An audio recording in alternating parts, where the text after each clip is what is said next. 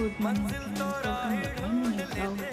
आज सकाळୁ उठी टिफिन सारी लंच प्रिपरेशन चल जाइए मोर किचन को चाउल धोके ये रखी देती। देन आमर आज लंच थिला देखो मस्त भेंडी मसला जोटा कि मोर बहुत पसंद। जो रेसिपीटा मैंने मो घर अलग बनती मो शाशु अलग टेस्ट थी।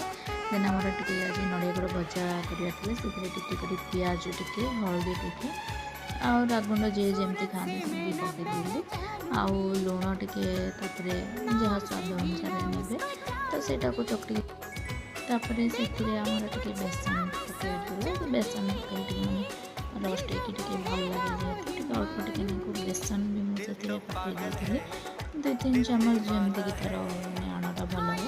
आम मामा मो शाशु बन पूरी डालमा जेहतु गोटे बाजी था मोर टे लंचा जल्दी कर दिया जाती मुझे रुटी भी करदेवे लगिली ये मुझे रुटी करदेली। देन आमर सब भी बसला प्रिपरेसन भी हो जाता गोटे भितर मोर जेहतु स्वामी आज सकाल कुछ खाई जान जल्दी आसार तो आज टे जल्दी लंच प्रिपरेसन भी होगला।